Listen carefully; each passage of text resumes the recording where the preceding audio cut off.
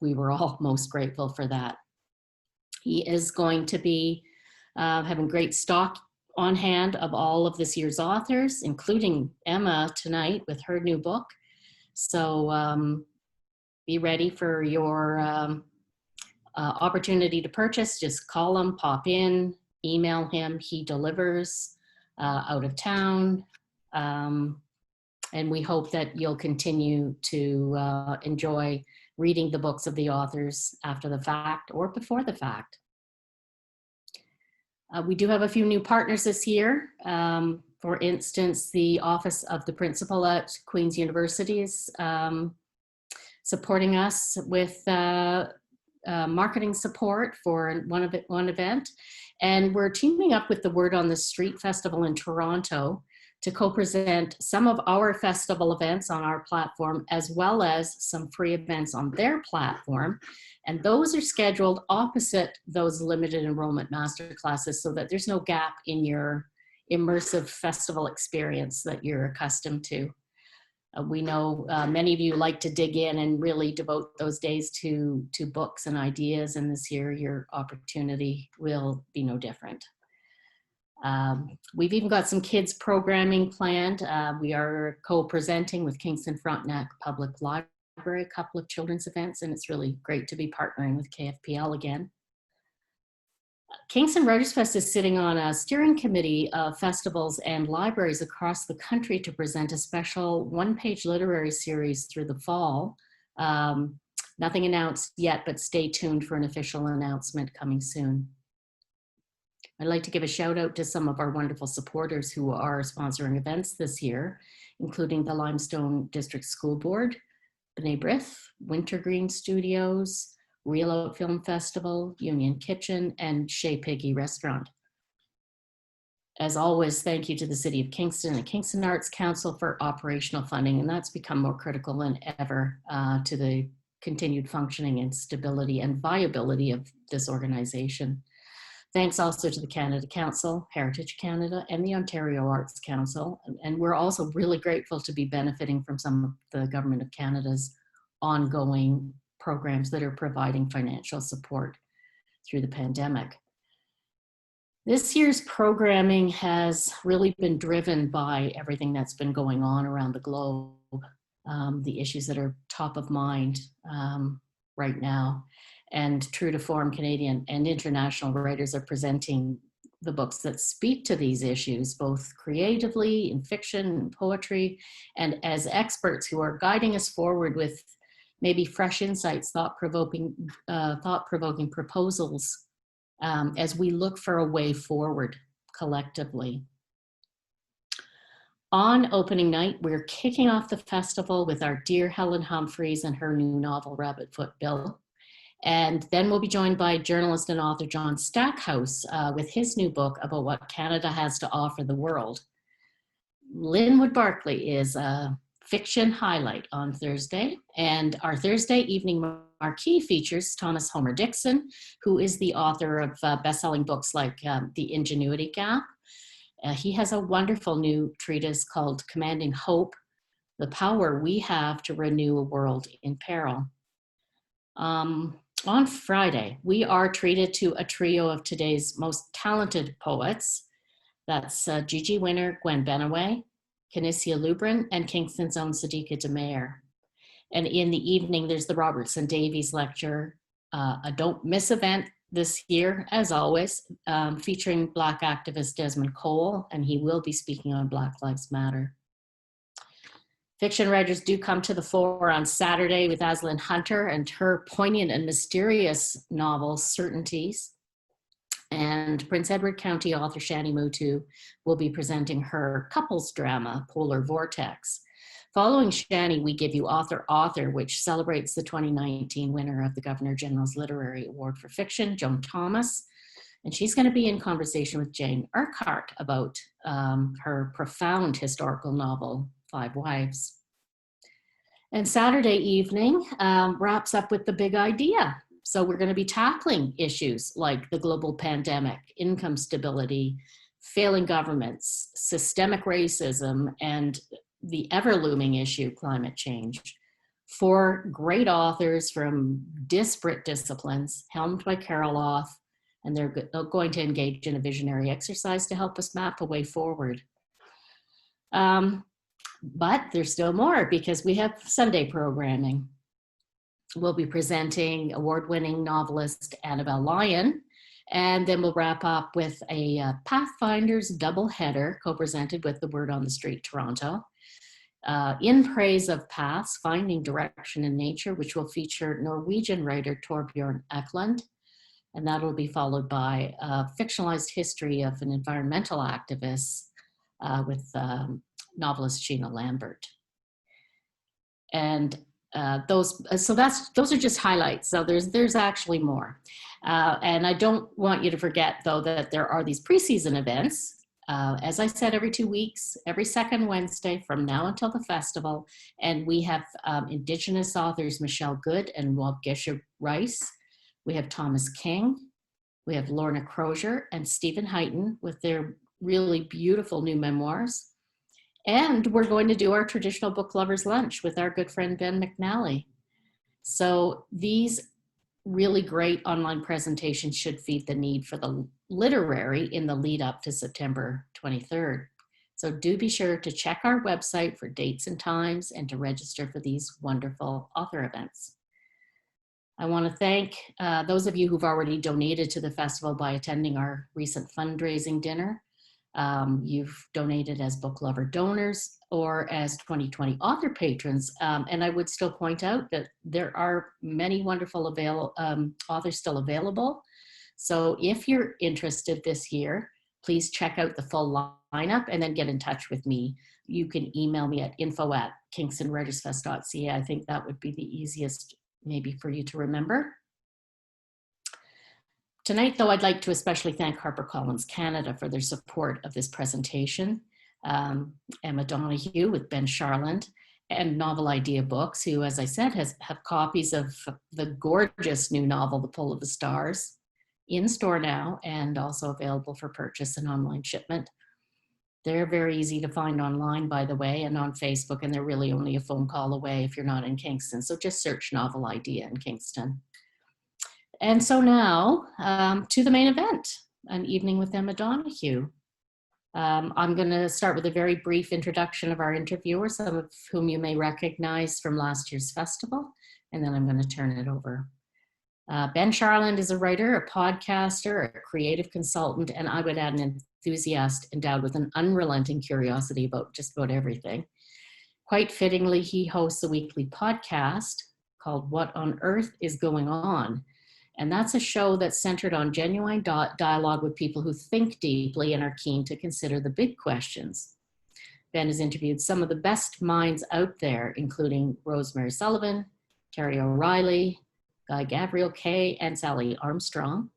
He has lived in 4 continents and has been lucky to visit over 50 countries.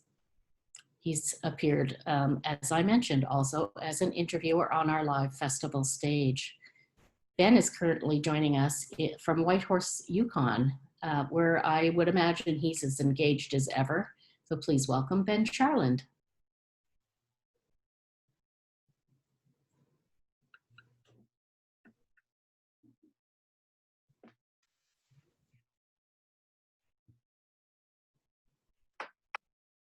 Hello.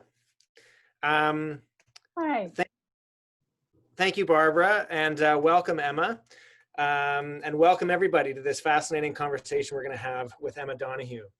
My name is Ben. I believe Barbara introduced me. I was in the waiting room, so to speak. So I don't want to say too much about myself because the real star of today is Emma. And I want to talk about her before I talk to her in just a moment.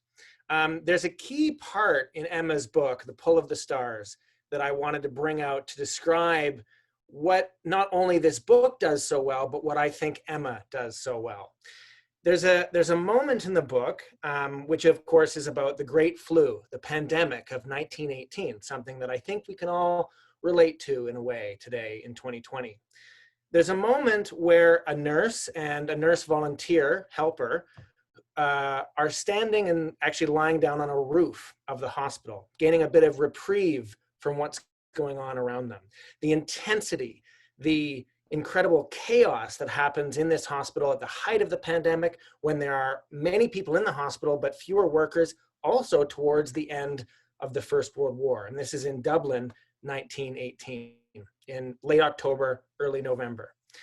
And they get this moment of reprieve under the stars, as it were. And there's this beautiful moment of joy, calm, cheerfulness, and love and beauty that happens there. And it's quite an Irish thing to do, to pull out the beauty out of the chaos. It almost reminds me of Samuel Beckett, actually, someone who could make a joke out of the most grim and dark of circumstances. And I think Emma does it very well, not just in this book, but in all of her writing. And it's a wonderful gift, and I think a wonderful gift for us living today in 2020 in a pandemic of our own. So I wanted to introduce Emma before we get to the conversation. She's an award-winning novelist, playwright, historian, and screenwriter. She was born in Ireland and today lives in Ontario. Emma's new novel is, as I said, The Pull of the Stars, set in Dublin during the Great Flu in 1918. It's about a nurse midwife, a doctor, and a volunteer helper living through the 3 days in a maternity quarantine ward. We're going to talk a lot about that book coming up. Emma's other books include the 2019 bestseller in Canada and Ireland, Akin, which is her first contemporary novel for adults since Room. Room, published in 2010, was shortlisted for the Man Booker and Orange Prizes and has sold over 2 million copies. Emma adapted it into her first feature film, which was nominated for 4 Academy Awards, including one for Emma's screenplay. Her writing is as varied as it is deep. Her novels, both historical and contemporary, include The Wonder, Frog Music, which, by the way, is about the 1876, smallpox epidemic in San Francisco. The Sealed Letter, Life Mask, Slammerkin, Landing, Hood, and Stir Fry. She has written 2 family stories for younger readers, 5 short story collections, 3 literary histories, 15 plays and radio plays, and she has edited 2 anthologies. She is so prolific that the numbers I just mentioned are probably out of date because Emma has written something else since I double-checked Wikipedia and her website this morning. It is no wonder that she is one of Kingston WritersFest's most popular, treasured, and hotly anticipated speakers every time we get the chance to bring her on stage. This year, even though our stage is digital, the excitement, I think, is no less palpable. Ladies and gentlemen, Emma Donoghue. Hi, Ben. That was mortifying. I should have been allowed to not log on till after that bit. That's what happened to me. I don't know what was said about me. So I'll just pass it on to you, Emma, if you want to do a reading, and then we'll get to a conversation. Wonderful. Even though my publishers produced this book very quickly, I delivered it in early March for publication a year from now. And after a few weeks, they said to me, maybe it's more relevant this year. So they brought it out very fast, but still so beautifully. And this cover here from HarperCollins Canada, particularly lovely. The birds are inspired by a soldier in the novel who has a magpie for a pet. I'm going to read a little scene in which Julia Power, a nurse midwife who's been put in sole charge of this little 3-bed ward for women who are in late pregnancy and have the flu. Late pregnancy was a terrible risk factor, not just for catching the flu of 1918, but for having terrible side effects. So she's been forced to look after this room alone, and she's on the verge of going nuts. I made up a lidded cup of hot whiskey and water for Eden Noonan, sugared to be more palatable. After the first sip, she sucked it down like mother's milk. Then I went to fetch a clean nightdress from the press for Delia Garrett, who'd been waiting. Uncovered, her belly was silvered with the snail trails of her previous 2 pregnancies as well as this one. I had never yet felt that broodiness older women had warned me I would. I'd specialized in midwifery because the drama of it drew me in, but I'd not yet, at 30, imagined myself as the woman at the center of the mystery, the full moon rounding, only as the watchful attendant. 30, that ring of being past one's best. But 30 wasn't so very old, I told myself. By no means too late to marry and have children, only on the balance of probabilities unlikely. And even less likely, I supposed, now so many Irish men had been lost in the war, either face down in some foreign field or just not interested in finding their way back to this small island. I got Delia Garrett's first nightdress on and I tied the side tapes, then tucked her back into bed and wrapped her up well against the autumn air whistling in the high window. I finished stripping Ita Noonan's mattress. I was relieved that the Macintosh drawstreet had caught all the urine at least. The cotton sheet and underblanket beneath it were still dry. What I couldn't quite put my finger on was whether I wanted a husband. There'd been possibilities along the way, pleasant young men. I couldn't reproach myself with having thrust opportunities away, but I certainly hadn't seized them. Would you be Nurse Power? I whipped around to see a youngster in civvies address me from the doorway. Her brassy hair scraped back and oiled down, but a frenzy of curls at the back. Who are you? I asked. Bridie Sweeney. No title at all, which told me she wasn't even a probie nurse. So many young women were being rushed through basic first aid training these days. My patient, Delia Garrett, asked, and what might you be, Miss Sweeney, a volunteer nurse? The young stranger grinned and she said, I'm not any kind of nurse. Delia Garrett threw up her eyes and went back to her magazine. Bridie Sweeney turned to me and said, Sister Luke's after sending me to lend a hand. So this was all the night nurse had managed to dig up for me. Unqualified, uneducated by the sounds of her accent, and with a clean, new-hatched look like nothing had ever happened to her. I could have slapped this Bridie Sweeney from sheer disappointment. I said, the hospital has no funds left for casual staff. I hope Sister Luke told you there's no pay? I wasn't expecting any, she said. Bridie Sweeney was the pale, freckle-dusted type of redhead, light blue eyes, brows almost invisible. Something childlike about her translucent ears. The one on the left angled a little forward as if eager to catch every word.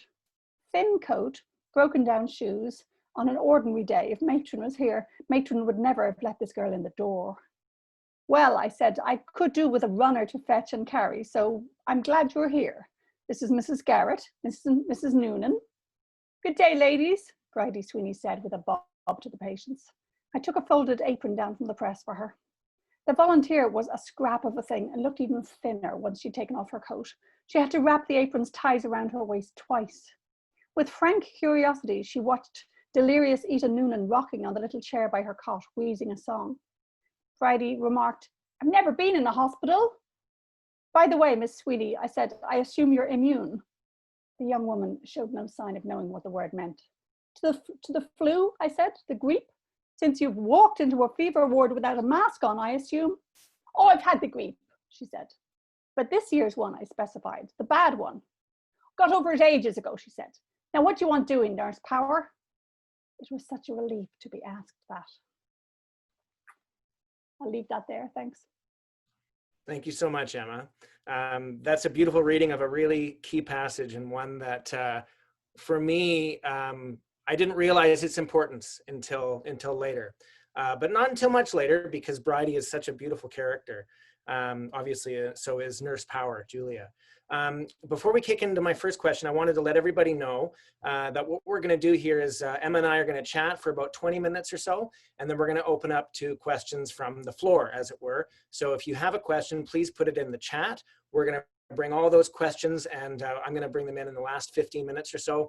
And then towards the very end, Emma might do one final reading to leave us off with. Emma, I wanted to ask you about the context in which this book is set. Not everyone's familiar with 1918, the end of the First World War, but specifically Ireland. And there's one line that comes up a few times in this book, which is that, which is directed to women: if you don't give him 12, you don't love him. Or I think it's the inverse of that. If you love him, you'll give him 12. And that's obviously a bizarre thing to say in today's day and age, but back in Ireland, 1918, it was common. Can you just contextualize what it was like for women of any class, of any stature, but particularly of the class and stature that Julia and Bridie were in? Just give us a bit of context for when this is set, especially for women. Sure. Well, I think I come by that bit, honestly, because I'm the youngest of 8. So my parents had us in the 50s and 60s just by, unregulated Roman Catholicism, or accepting all the babies God sent. And I remember my mother used to say that each time she discovered she was pregnant, she'd go off and have a little cry, and then, marshal her readiness to love us, which he certainly did. But they were middle class, and this was the 1950s and 60s. Back in the 1910s, in the kind of slum tenements where most of the patients for this inner city hospital come from, not only was there no way of stopping babies, but it was the one form of status for women. And that particular line about, you know, she only loves him if she gives him 12, I think I came up with that, but what I was trying to capture was the relentlessly pro-natalist culture of Ireland, in particular, the culture of the slums. You know, there's a lot of sentimentalizing about, oh, the Irish mammy, the power of the mammy. But that was perhaps a kind of moral authority, but in practice, she got all that authority just from having lots and lots of babies. And, you know, a lot of these women had malnutrition, you wouldn't believe, because they pretty much just ate the scraps left on the plate and had a lot of tea to keep them going. So it's funny, the novel was meant to be all about a medical drama, but the politics kept creeping in that once I decided to make it a city hospital, and then I realized the patients would be from the inner city, then I discovered that the Dublin slums were described as the worst west of Calcutta, that it was a city with a derelict heart. If you imagine somewhere like Detroit with white flight leaving major disparities. Similarly, the Irish middle class had sort of fled from the decaying inner city. The water was terrible. The you know, the foul housing conditions, houses literally falling in on themselves. And the neglect under the British Empire was just appalling. So Julia Power, my protagonist, starts to realize that, you know, her patients have had to deal with so much before this virus took them. It's not random if they die. It's because they're already weakened by the, you know, the food, the water, the lifestyle, the damp, and above all by the endless having babies. So I suppose I'm criticizing not only British rule, but the Catholic Church. It's a kind of a double whammy. Well, absolutely. And there's another level of politics that's happening there too in 1918, 2 years after the Easter Rising, which orbits a character who's actually based on a real person. And I don't know if you want to keep that a secret for people, but it's a fascinating... No, I'm happy to describe her. When I was researching Irish doctors at the time, I came across this extraordinary woman, Kathleen Lynn, who I hadn't known about at all, who was involved in the 1916 Rising, and she was chief medical officer of Sinn Féin. And she was also in late 1918, she was running her own flu clinic. She was on the run from police. She was a suffragette, a labor rights activist. You know, I tried to keep her at bay. I tried to just base a fictional character on her and call her something else. And then she was so interesting. I thought, let's give her credit. Let's give her name. So I tried to make a sort of interesting chain of influence in the book, in that Dr. Lynn has a sort of awakening effect on Julia, literally talks to her about politics and medicine and the broader context. And then Julia herself gets to change the life of Bridie by offering her, for the first time in her life, meaningful work. Because if the flu had any upside, it was that a lot of women in healthcare really stepped to the fore and found it was their moment, because the doctors had so little to offer. They had no ventilators, no oxygen machines, they had no antibiotics for secondary infections. You know, they were literally doling out whiskey. So nursing became absolutely crucial. And a lot of women looked back on that time and said, sort of, fine times we had during the pandemic, you know, because they felt so incredibly important. It's a way that men describe their time in the trenches, you know, horrifying times, but they felt so needed and so important. You've actually exposed for me what was one of the most fascinating relationships in the book, which is between Nurse Power, Julia, and Dr. Lynn. So it's both a relationship between women, but also a relationship between a nurse and a doctor. Sort of like the relationship which would have existed at the time between an officer and an enlisted man, which I expected to be quite stiff and gruff, given that there should be this distance between them. But the relationship becomes very complex and fascinating. And there's a camaraderie, not just there, but between all the women in the book, with one exception. And it's a beautiful relationship that they build amongst each other that shows us something that's often hidden to us in history, which is the relationship between women. We often hear about the great men of history and the relationships those men have had with each other or with other women, but having two women in a room, having a normal conversation about something other than the fact that they're women is exceptional. And I wonder, to what extent historically is that important for you to talk about, or is that just a natural thing that you fall into as a writer? I think because I did a PhD in literature, I'm highly conscious of things like revisionism. So my first historical novel, I very deliberately made it be about you know, an 18th century servant who committed a murder. And then I put in a slave character as soon as I found that there were slaves in Britain at the time. So no, I'm very consciously revisionist. But the key thing is that I never write a novel in order to make a point or to educate. I mean, a novel takes so long and it takes so much of you, so much emotion goes into it. It would be a very indirect way to achieve a platform for your political views. So I would say my novels have a strong sort of political push behind them, but I always go for, you know, the right line of dialogue as best as I can find it, the right moment between characters. In a way, the most feminist decision about writing this book was simply to set it in a maternity ward. That meant that it was going to be sort of very woman-centered by definition. But yes, it was interesting writing about doctors and nurses because usually a sort of a ward in the hospital would have been very hierarchical, very much based on the military model. So nurses were not allowed even to touch a stethoscope. You know, doctors acted as if a stethoscope was a complex bit of machinery that women would break. You know, nurses had a way of testing your blood pressure by feeling the pulse and sort of listening for the rhythm of it, the threadiness of it. But this was unofficial. They were not allowed to use the actual bit of equipment that was meant to be used for blood pressure. So the great thing about the pandemic in terms of writing the fiction is that all the rules had to be bent. There were so many doctors missing abroad or sick or dead. And the whole place was so understaffed that I decided that would plausibly allow a much more sort of ad hoc, improvised, thinking on your feet environment, which would actually reward the sort of individual strengths of someone like Julia, who was usually very much just a sort of cog in the machine and having to endlessly kowtow to senior nurses, lots of nuns, and to the doctors. But I thought if I said it during this pandemic, then in a way we don't get sort of stuck in the stiff structures of a 1918 hospital. We get to sort of watch medicine happening on the run. Well, and one thing that lends itself to that is the fact that they're in a supply closet, essentially. They've turned a supply closet into this maternity ward, this overflow ward.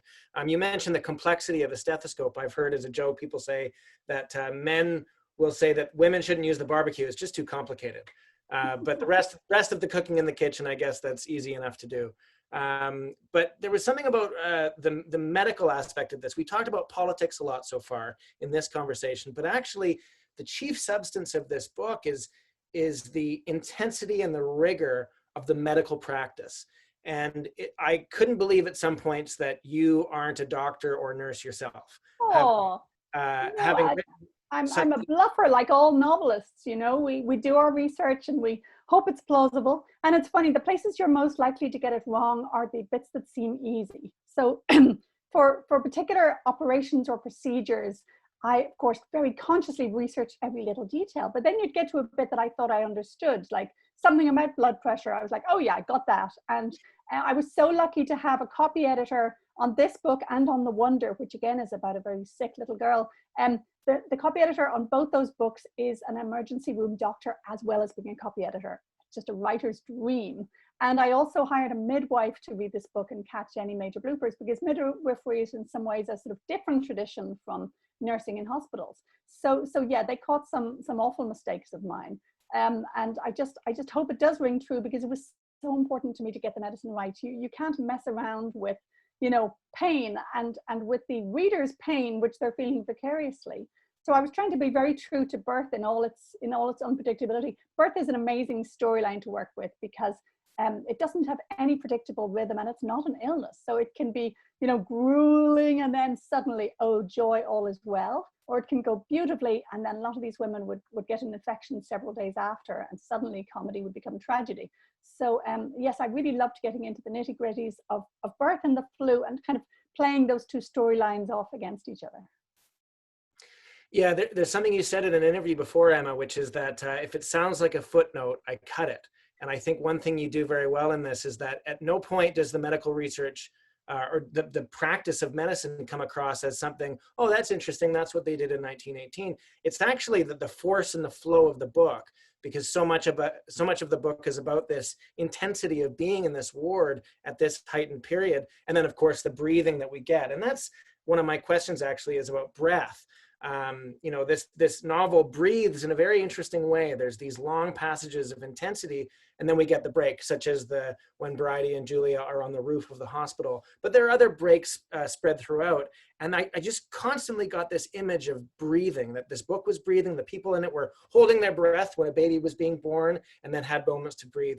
I guess, you know, this is a classic literary trope. I'm asking you if you did what I read into the novel, but I'm just wondering if breath was something, or the idea of tension and release was something that you wove into this book deliberately.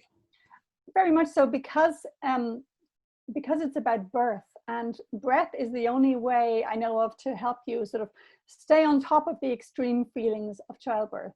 Really, a lot of what midwives and doulas, birth helpers, do is sort of helping you stay calm enough to get a hold of your breathing. And again, contractions, you know, the pain of labor is not just one fixed thing. It's a series of waves, and I don't want to be sentimental about it. It can be a series of extremely painful waves, but my point is that it comes and goes and comes and goes. So in a way, that gave a rhythm to the whole book. Yeah. And it meant that I knew there would be moments when everything was fine and they're all having a cup of tea, and then unpredictably it could all go horribly wrong again.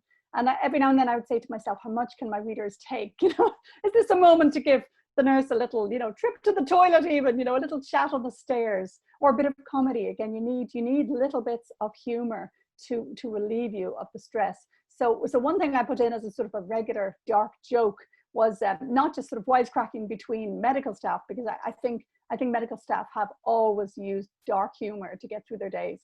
But also I put in a series of government notices, which are sort of incongruously ineffective. They combine kind of vague reassurance, like, you know, the government has the pandemic well in hand, with oddly specific advice, like they'll tell you to eat onions or to keep your spirits up because only defeatism lets the germs in. There's an awful lot of victim blaming, you know, ludicrously impractical advice. If you're living in the government notices tell you to get a lot of fresh air and sunshine.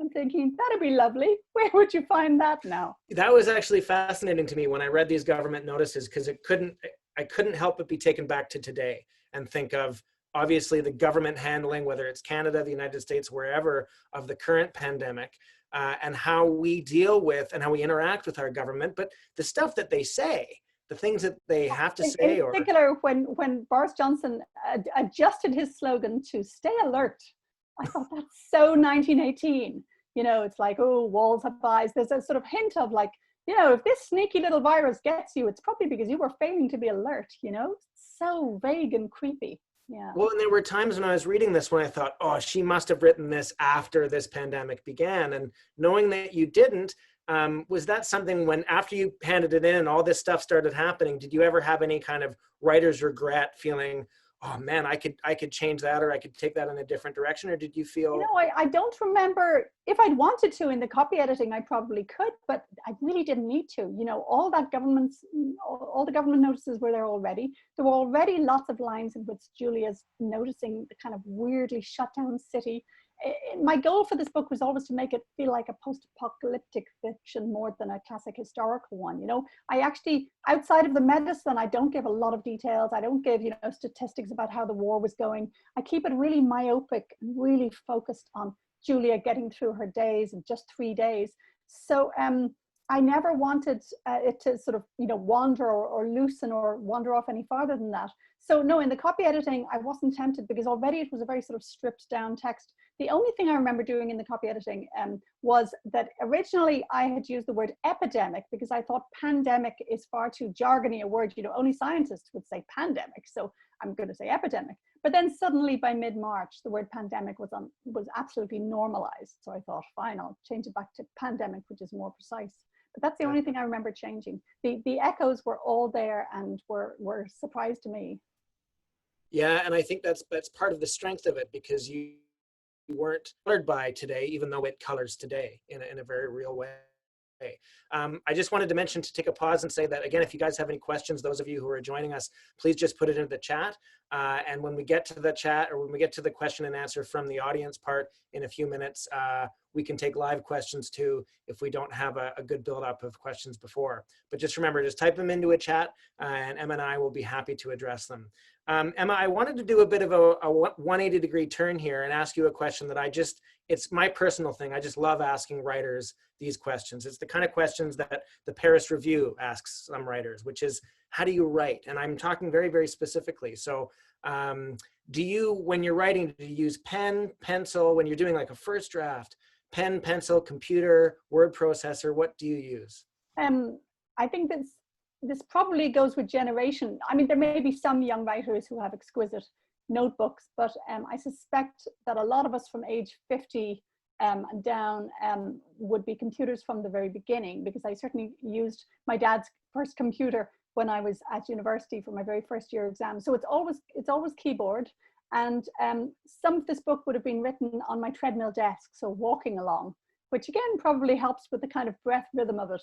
I found this is the only way to get exercise into my extremely sedentary life, given that I really hate exercise. So the treadmill desk for a couple of hours a day, it sort of tricks me into moving as I walk. I know it sounds a bit incongruous, doesn't it? No, actually, I mean, we have so many ideas when we go walking, and then we plump ourselves down at our desk and it all kind of just goes away. When you're writing, do you use a word processor like a Microsoft Word or something, or do you use like a writer's tool like Scrivener? Typically I structure things on Scrivener. Yeah. Sometimes if it's very sort of clear in my mind already, and I already have big research files built up, I'll just plunge straight into Microsoft Word. But I've used Scrivener for a lot of things, and especially if they're very complicated in the research, or if they're set in different worlds. For instance, my novel Frog Music, I was writing it in chronological order, and I was getting restless because it was taking ages to get to the murder, you know. Writers have morbid tastes quite often, and I was like, I want the blood to spill. So I decided to restructure the novel and to sort of intercut between the lead up to the murder and the time after it. So with Scrivener, that was just so effortless. I could just move the pieces around as if on a chessboard. And I've used Scrivener to write film scripts and TV scripts and plays as well. So yeah, that's my go-to program is Scrivener. Yeah. And I like to hope that if I was suddenly, you know, imprisoned with only limited access, that I could write something on a toilet roll, but I don't know, I'm not quite sure I could. You know, you rely on the technology that you're used to. Yeah, that's what Margaret Atwood said, that, hey, if you've got blood in your veins and something to prick it, you can still write. But it doesn't make it any easier. For your workspace, do you like to have something like a vista to look out on, or do you like to be closed in and comfortable? No, the vista's in here. I don't care where I am. Today I would have been working out on the porch in an old rotting armchair. I've worked occasionally sitting in the car, you know, if I've got 15 minutes before picking up the kids from a summer camp, something. So that's a very pre-COVID reference, isn't it? I sit on sofas, I sit at the kitchen table, I sit in libraries. You know, I would say that the thing I'm loyal to is my little MacBook Air. I like the size of it, I can have it in a handbag. I've sat in cafes and worked. Trains, planes, automobiles, hotel rooms. I've got so much writing done in hotel rooms. So yeah, I couldn't care less. The vista is all inside my head. And occasionally Chris will come home and say like, oh, did you see the rainstorm today? And I'm going, no, where, when? No, didn't happen in my world. Last question on this line of thought, which is, you're known for your research. Obviously, this book is filled with research. How does that process work for you? I mean, do you do all your research first and then you write the book? Does it go kind of intertwined? I do a lot beforehand, because the research, it doesn't just fill in tiny details, it actually helps you think of storylines. For instance, coming across Dr. Kathleen Lynn made me give that doctor a more important role in Julia's life. But also I research as I go along as well, and the internet is very seamless that way. You don't have to stop and go to the library necessarily. I track down a lot of very specialist books from old sites. I always rely on the truly original research by historians. For instance, there are 2 books on the flu in Ireland, the flu pandemic, and I absolutely relied on them, and on other books from around the world, like say Nancy Bristow's book on the American pandemic. There was a volunteer she quoted in there who volunteered in a hospital and died after 6 days and said on her deathbed that this had been the best week of her life. So, you know, that's the kind of detail that, you know, I strip out of its original context and I say to myself, imagine this work being so thrilling and meaningful to them that they might say that it was the best week of their life, you know. And you mentioned earlier that, you know, you can't have anything that sounds like footnotes, but the one really technical, the really tricky technical bit about writing about medicine in a previous century is that your characters are sometimes going to sound like they are ignorant. And there's a moment when the heart stops in one of Julia's patients, and she thrusts the woman onto the floor face down and starts hauling her arms up behind her. I mean, you know, we all know the correct procedure and you're meant to sing Staying Alive. We all know that, but she didn't. So I have to use the medical protocols of the day, but I don't want her to seem ignorant or careless or cruel. So just occasionally I would have loved a little footnote to say, believe me, they're doing their best. Don't judge. Well, there's the flip side of that too, which is that there are people who, even in the book, there are characters in the book who are doing pretty despicable things. And yet at the time they thought that they were doing the right thing, that they thought that not only were they justified, but this was the right way to make a better world. And I think that your book successfully exposes that. And it kind of goes to my next question, which might be the last one before I kick it to the audience. And we might go back and forth. I've got a lot more questions for you, Emma, so don't worry, we won't run out. But you've said before that a pandemic can be like an X-ray. It can reveal what's actually going on in a society, what's underneath the surface, the real conflicts and tensions, just like war or social unrest, which can often go with a pandemic, can reveal the questions that we really should be asking ourselves. And so this is sort of a two-part question for you. What do you think the 1918 pandemic exposed in terms of the questions of that era for the people living then? And what does our current pandemic, what questions does it expose for us and the things that we need to answer today? Well, I suppose a good answer that's specifically for Ireland in 1918. It reminds me of that map of Toronto's COVID impact that I saw recently, and the neighborhoods in Toronto that are being hardest hit, the specific residential neighborhoods, are where immigrants live, where people live who are living in poverty, where people of color live. You know, you couldn't have a clearer analysis of how many people are damaged and weakened by social conditions that we have all effectively agreed to long before a virus comes along. So you can't just blame a virus. There's nothing random about this. And again, I felt a sort of echo when I saw a politician in America, you know, blaming some communities for, oh, you know, their pre-existing conditions, the diabetes, the obesity, they're unhealthy already. You know, so that kind of victim blaming, you see a lot of whenever a disease hits. And similarly, back in 1918 in Ireland, there was blaming the poor for their squalid, filthy habits. So it's the same point in both cases. It's the social injustice that is just revealed by a pandemic rather than caused by it.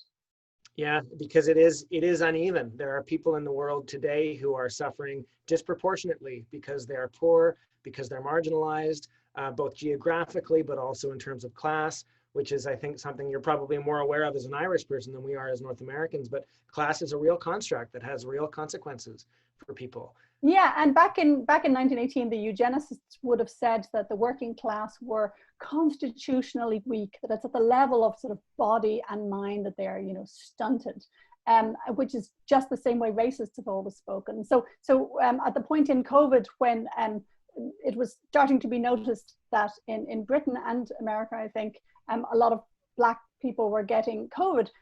You know, there were speculations immediately about, oh, genetic differences. And the last research I saw said it's things like air pollution. It's entirely social factors. You know, society makes decisions in terms of allocating resources which have medical consequences, and we've never seen it as clearly as we are now. Mm. Emma, I'm going to go to a few questions from the audience. By the way, when you ask your questions, whether it's in the chat or that Q&A button, you can mention your name. You don't have to mention your name. You can be anonymous, totally up to you. But this first one is from Trisha, who did mention her name.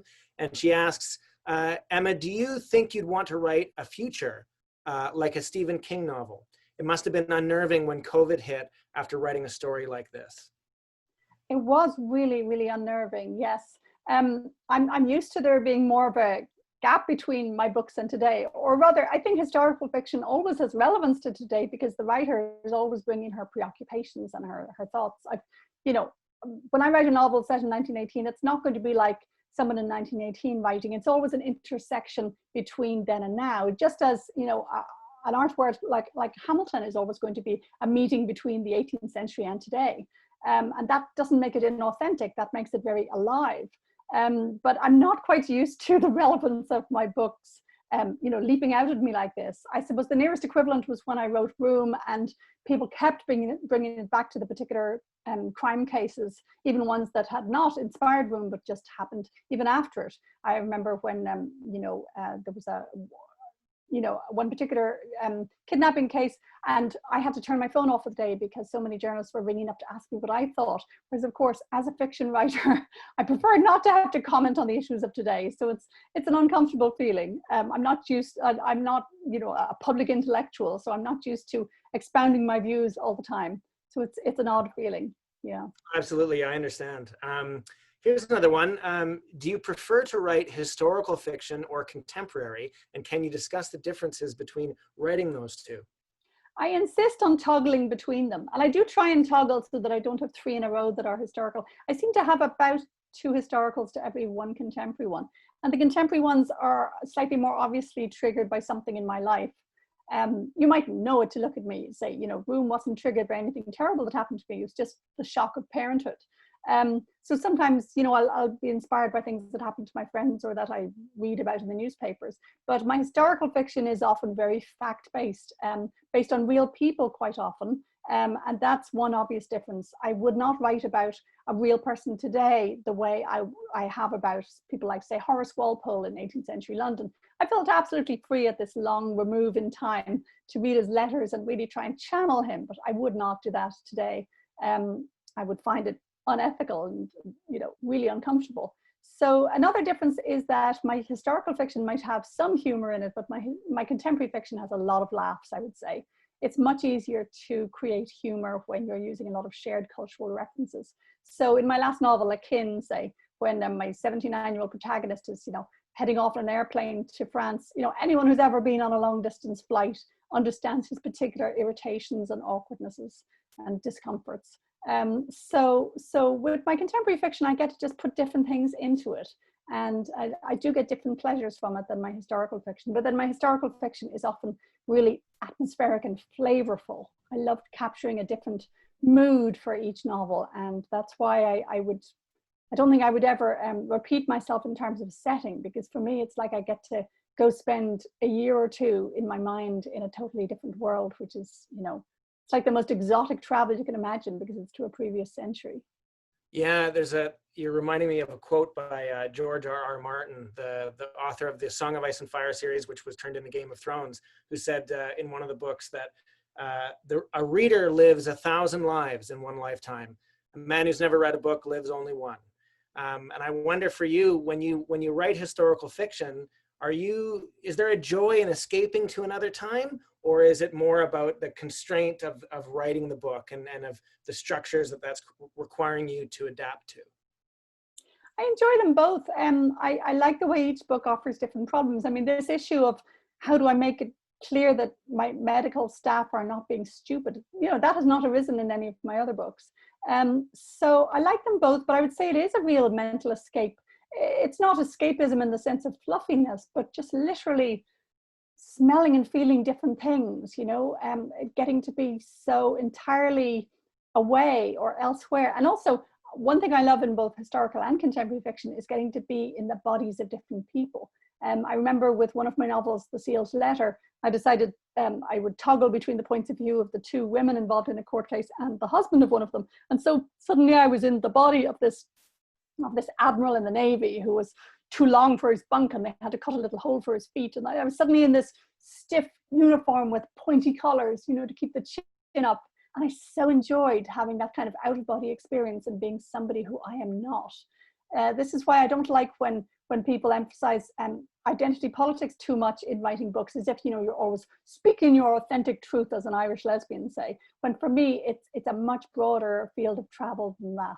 And yes, you need to travel responsibly. You need to know what you're doing and have a story to tell, but it doesn't always have to be the story of your own daily life. Well, here's a related question from the audience, and it's something that you've addressed before, and you've actually talked about how you love to read, say, a book about geopolitics and then a book about poetry, and that your reading is quite varied. But this question has the word enjoy, and it's what do you enjoy reading? and maybe you do enjoy all of those things, but like, yeah, where is your joy coming from when you read? You know, it's funny, a good work of nonfiction can actually be just as enjoyable. It's a different experience. It's not as immersive. Recently, I was at a cottage with friends. I was reading a brilliant book called Invisible Women about how the world has so much been designed for men. You know, women are more likely to die in car crashes because the steering wheel's position tends to get us in the gut. A lot of women have trouble filming on an iPhone because although iPhones are bought more by women than men, it's meant more for a man's hand. So, you know, I look up from a book like that and I engage and I chat about it. So it's a world I dip in and out of with bits of information. Whereas when the pandemic began, I was just starting to read Hilary Mantel's The Mirror and the Light, the third of her Thomas Cromwell series. And I would say that is like a complete dive down, down, down into a world beautifully evoked by another writer. And it's funny, writers like her, I don't even feel jealous. You know, if a writer's kind of good, I might feel a little jealous of their being, you know, in the news sometime. But a writer like Hilary Mantel, I just feel I want to kneel down and abase myself at her feet. So yes, I thoroughly enjoy a lot of genres. I like things like, I'm reading, you know, a young adult series to our 13-year-old at the moment, The Pretties and the Uglies and the Specials. And it's the kind of thing I wouldn't read on my own, but I'm completely enjoying reading it to her. We just finished Sense and Sensibility. So again, reading a classic to your child and having to explain the bizarre world of Regency England, that's another kind of pleasure. So books are such a sense of bliss to me. You have a bookshelf right behind you, and another question from Sari is, what is on your bookshelf behind you that you might recommend? Well, this is a borrowed office. This is my professor partner's office because she's the one with the modem. You know, she's clearly the source of all internet power. So occasionally she'll lend it to me so I can use an Ethernet cable. Books I would recommend at the moment, there's a beautiful one out by Maggie O'Farrell called Hamnet and Judith, about Shakespeare's children, and it too has a plague in it. And I picked it up thinking, oh, it's a Shakespeare spin-off. You know, I was naturally suspicious, even though I know she's a good writer. And then the book just completely won me over. Or a stunning novel that I managed to enjoy even on my phone recently, which is not the ideal interface, I would say. Kylie Reid's novel Such a Fun Age is a sort of superbly satirical novel all about sort of well-meaning, like a well-meaning white woman and her black nanny. And oh, she nails it, and she's so savage and so entertaining at the same time. So they would be just two I would recommend. Excellent, thank you. This is a question from Christine Overall, who I've actually had the privilege of interviewing before for a podcast that I have. Hi, Christine. And she asks you, are you a plotter or a pantser? Pantser, I think, meaning by the seat of your pants. Or is that distinction unhelpful? I don't know. It is fairly helpful, unless you meet somebody who's very non-binary about it, I suppose, and who might insist that they do both. And obviously, there's a certain extent to which we all do both, but I think we know what we are in most cases. I'm an absolute plotter, and I would argue for the, for the rights of plotters not to be sneered at. Because I've often been at a literary festival where, you know, the emphasis is on, oh, the random encounters with the muse. You know, the pantsers sound so much cooler. It's like they're the hippies and we're the squares. And I would say that being a plotter is hugely liberating because, for one thing, if I've planned out my novel very rigorously in my multiple Scrivener files that are all interlocking like a puzzle, I can afford to jump between, sometimes I would have 4 or 5 different projects. You know, if I'm suddenly asked to do yet another draft of a TV script, I jump over to that. And because I have this elaborate structure planned, I know where I am and I can literally say to myself, oh, I'll write that one scene that's needed. If I was a pantser, I don't think I could possibly divide myself between these many projects. And to me, having all these different projects is so stimulating and means I'm never bored. So oddly enough, being a plotter allows me to be quite promiscuous in my literary commitments, which is very refreshing. And I would also say that a lot of people, when they're starting out, I think they should start out as plotters, because it's very rare to have the gift of making it up as you go along or having it come to you as if in a vision. Most of us get lost if we have not made some attempt to map out a path through the woods. You know, I would compare writing to forms like architecture or landscape design, where it wouldn't occur to you to wing it when it comes to putting the building up. You know, you want strong structures that will stand, and I feel the same way about a book. Well, and not only that, but I think sometimes we mistake the creative process, and we can remember that plotting is kind of like doing it without your, like running around without your pants on, right? Like there's an aspect of intense creativity that comes in the plotting before you start writing anyways. So it's just a question of where do you bring in the editor, where do you bring in the creator? Yes, and of course you're not tied. You've not tied your own hands. You can plot something, and then when you get to it, if it doesn't ring true, you can scrap that, you know. You're absolutely free. But sometimes that absolute freedom could be a bit overwhelming, especially to a first-time novelist. So I think making plans can really reduce the fear or that feeling of getting lost 2/3 of the way through that happens to so many people. I think perhaps my plotting comes from the fact that I started writing plays even before novels. And a play is going to be every word of it will be ringing in the audience's ears over a 2-hour period. You know, if you drop a word into Act 2, they'll hear the echo of that word having been spoken just an hour before. So it helps to see the whole thing with a bird's eye view, as if it's all happening simultaneously, and you know what words need to be said in the first act to get us to the last scene. And I think I try and shape my novels the same way.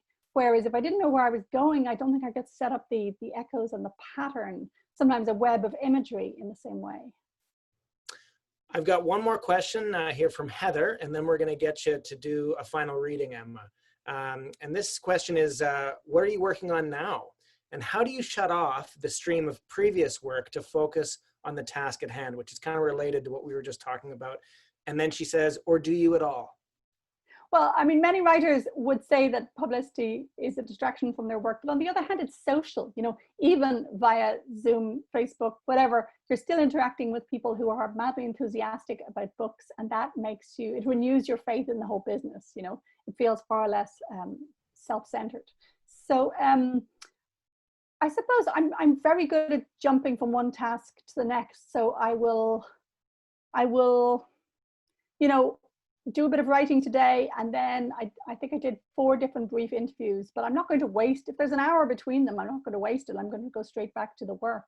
And even on old-fashioned book tours, I've always written as I go along, because that actually saves your sanity. Otherwise you can get so caught up in the publicity, the sort of, am I important? You know, in a world of 1 million books, who would read mine? And you can either just be obsessed with, you know, your own reviews or your own sales figures. So it's terribly anchoring to just open the laptop, get straight back to work, on with the next thing.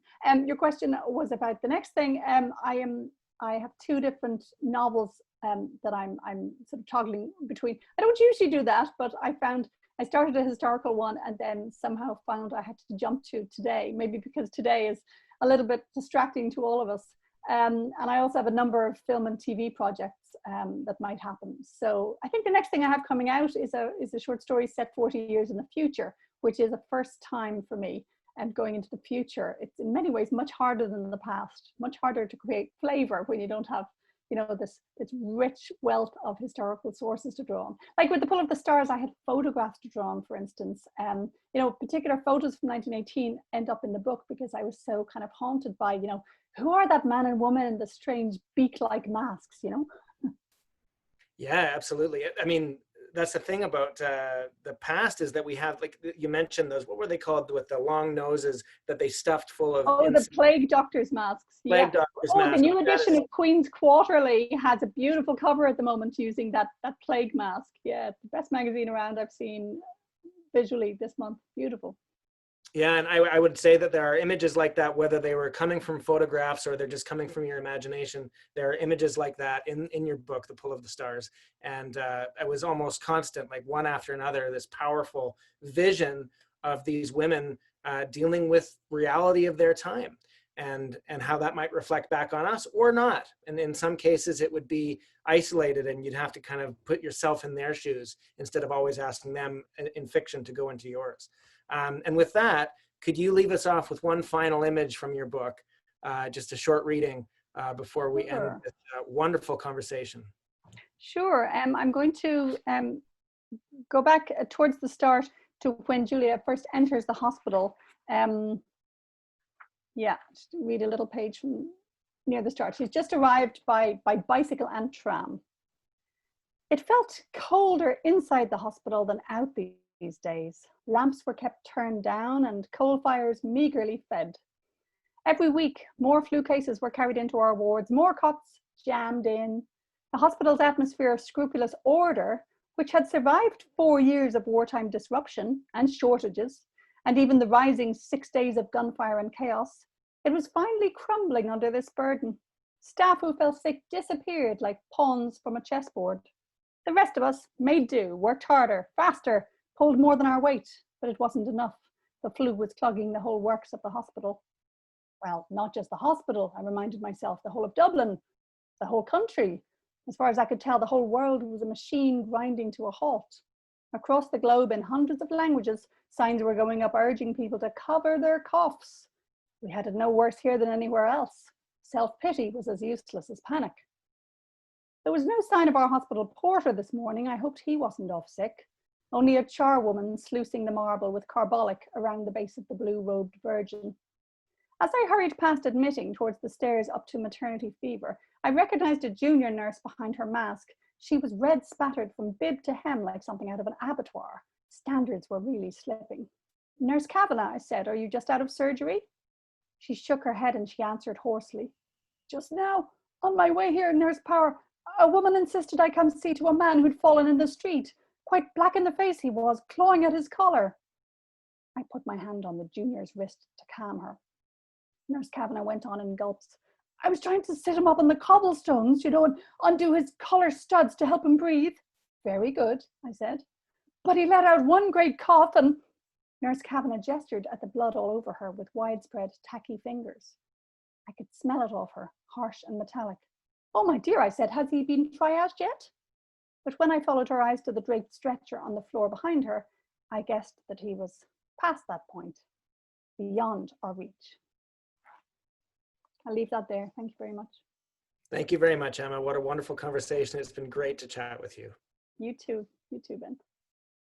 Okay, thank you, everybody. Unless, Barbara, you have anything to say before we end off.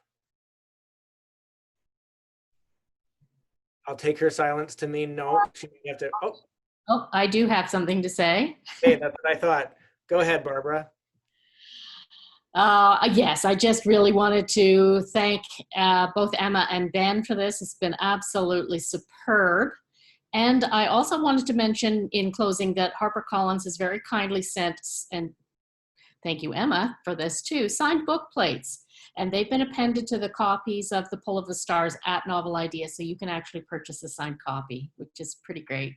So thank you to HarperCollins Canada. Thank you to Novel Idea. Thank you, Emma. Thank you, Ben.